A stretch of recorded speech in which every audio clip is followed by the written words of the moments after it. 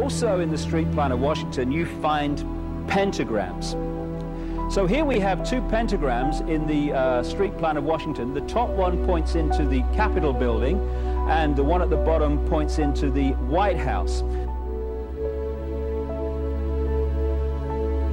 This is a political building, so we're told. In fact, it's a temple to a secret society, built by the Freemasons to a specific design, Congress, the Congress building. Where did it get its name from? Capitol Hill, from a sacred place of the Roman Brotherhood going way back called Capitoline Hill.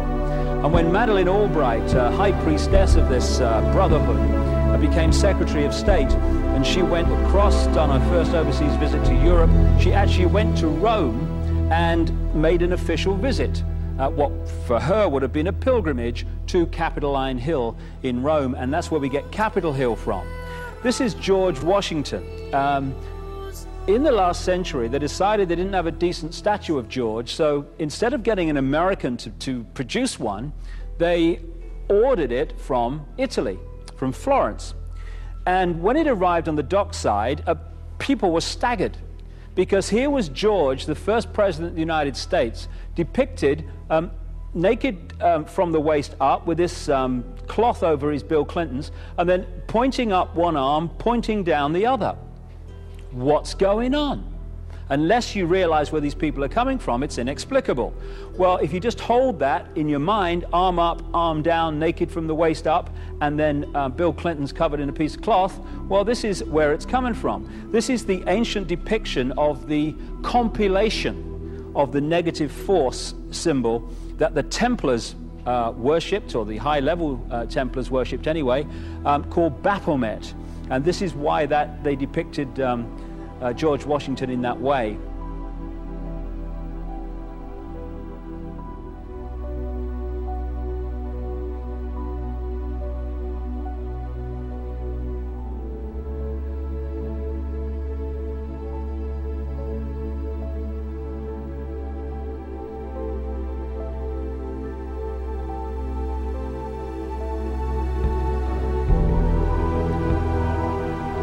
What has come to light is that it's now been, it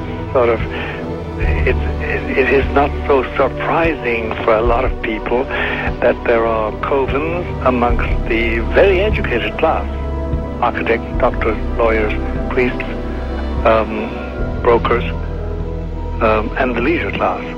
These are people who have made pacts with the devil. That's right. It's really the best, the more accurate way of describing it would be that they have indulged themselves in the worship of the goat, of the prince, of the serpent, of Satan, of Lucifer, and they lead perfectly normal lives. They're jewel merchants. They travel. They're prominent in their own way, but they do have this indulgence. Father, here's a part of that I can never understand. That has never made sense to me. And that is, if somebody were to make a pact with the devil, then obviously the implication is if the devil is there to make a pact with them, to make a deal, to make their life, this short mortal life on earth, pleasurable, with money or women or travel. Or more interesting. Whatever it is they want. Yes. Then they are aware of the presence of the devil, and they are obviously aware then of the presence of God as well, and they nevertheless make a conscious, stupid, short-term, blind choice to take what they can get in this lifetime. And to embrace one, you must embrace the other. It's not like it's some wishy-washy person. I know you do. It is a very not easy to understand, except when you talk with them, when they let their hair down and peel grapes, as we say, and when they're on their way to being cured of what or healed is the proper word. You find that there's an exhilaration and a satisfaction which is both sensual and sexual and mental when they really indulge in Luciferian worship. There is a peculiar exhilaration. Like a drug, then? Yes. Yes, it's a peculiar exhilaration. And of course, the godly instincts in us all, the angelic in us all, because we all have something angelic and something godly, besides everything else, a lot of other negative things, that is quenched. And you find in them a horror of anything what we call sacred and holy, or sacrosanct. Or the idea of the idea of the sacred, of the awesome.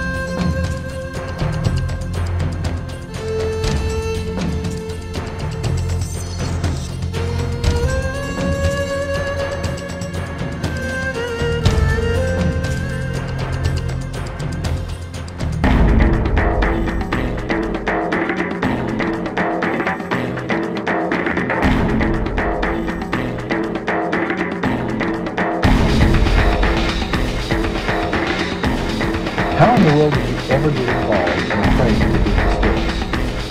The fellow that had been on a particular ship with me told me, hey, I got something fantastic to tell you. He said, I am affiliated with people that speak with the spirits of the dead. How would you like to talk to the spirit of your dead mother? And I was shocked. I was shocked. He said, you wouldn't be afraid of talking to the spirit of your dead mother, would you? Well, I said, I'll tell you what, I would have to give that some thought, because it's something I never thought about before in my life. Most of us probably haven't. A little afraid of something like that. Well, he said, you know, it's written all over your face. You're afraid of going to a seance.